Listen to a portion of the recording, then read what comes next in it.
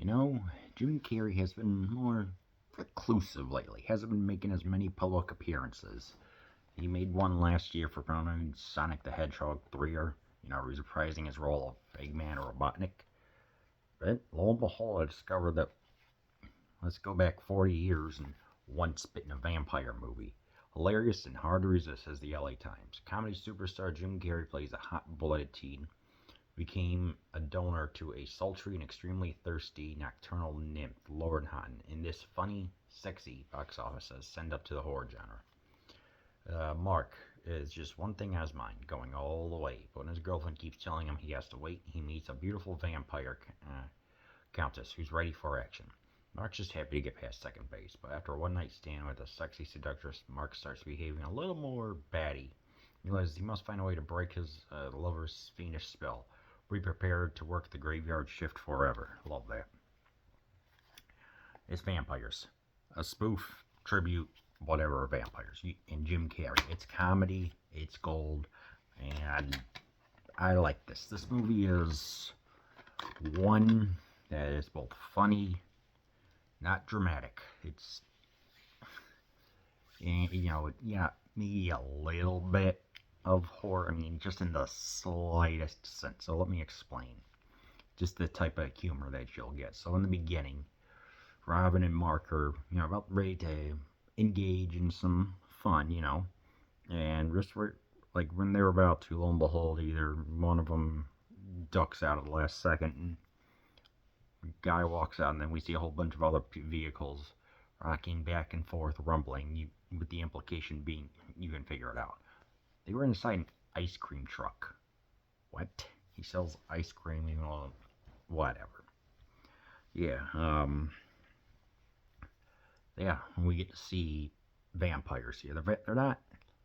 They're still trying to exist. They're just trying to survive, and they're looking for blood of virgins. I'm like, okay, so we've got that. We don't have any bats. We have the attendant. We have Cleavon Little from Blazing Saddles, putting in a good role, playing the character who's gay. He said he came out of the closet centuries ago, which, okay, that is fine. We also have her willing to appear anywhere and not even weak to the sun. So I'm like, okay, so it's taking some fun with the horror elements and not inverting them, but just breathing some 1980s style in them, which I like. Carrie has his two friends that, are willing to stick up for him at the same time, they're trying to unravel pieces of what's going on here. And then we get to see Mark Mitchell or Kendall slowly becoming a vampire. He's got as they call it, Jerry Lewis here, dressing in all black. And I was like, okay, I like this. I like the way how they're making it happen. And of course, they say, hey, you kind of need to look at his inner thigh to see if he's become a vampire. Of course, obviously right near the crotch. So in a shower scene, it's an interesting one. I will say that. And just looking at it, I'm like, yeah, this movie is made up of funny scenes and ones that are just, your mileage maybe. I mean, you know exactly what you're getting with there. I mean, you even get in the end, you even get a whole bunch of the other vampires where they're all in various sleeping in different coffins with a lot of fog. And I'm like, okay, at the very least we're getting a real full effort of being vampires, which, pretty cool. You get to see them, a funny scene with Robin and Mark at the mall, as he's like willing to try on different clothes and stuff like that. She hands him very like pink and I forgot what colors, and then immediately throws it over. The vampire's trying to seduce Mark, which was actually pretty funny, and just all around comedy. And I like the way how it plays with the motif of sex in a relationship for teenagers and up into their early 20s, saying like it's not a bad thing, but then, and it gets explored enough, in my opinion. It's just all done with a supernatural twist, which I found to be pretty funny and pretty cool, you know.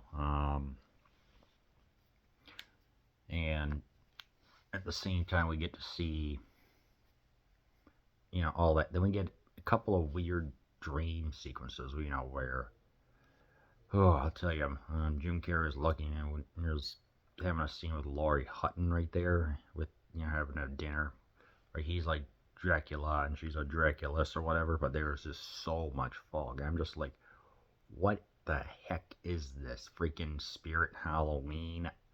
I don't know. It's just such a weird scene. I'm just like, what is this? I don't know. Then we also get a very, very nice dance scene. You know, a school dance scene with all the costumes and everything. I like that we got a good amount of attention towards there. I'd say at least a good, 10 minutes, which was pretty cool, you know. I don't know, I just like that. But again, this movie is so 1980s as I'm watching, and even with the soundtrack in the beginning, it was performed by Three Speed, which was like a New England new wave pop band, I guess. Yeah.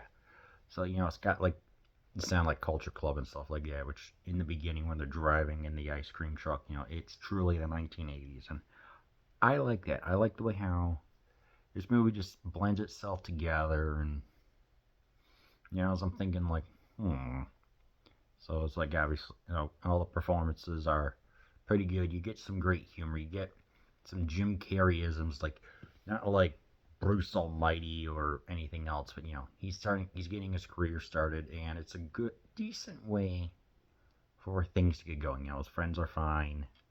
The school's pretty good. He's studying to be electrical engineer. So you know, ultimately, you know, with everything else being said, it's like, yeah, this is a 1980s horror comedy. One of the dozens that must have been released. But you know what? Despite everything, you know, we get a nice send up.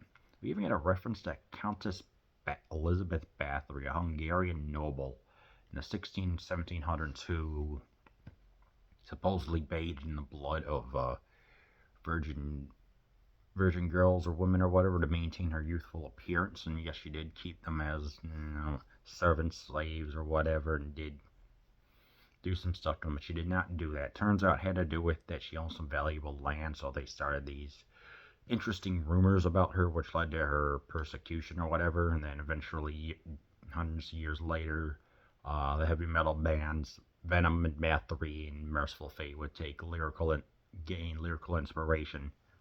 Maybe this movie was the happened to coincide. I don't know. Anyway, you know, with all that being said, your mileage may vary, but you know exactly what you're getting. So yeah, once bitten, give it a watch.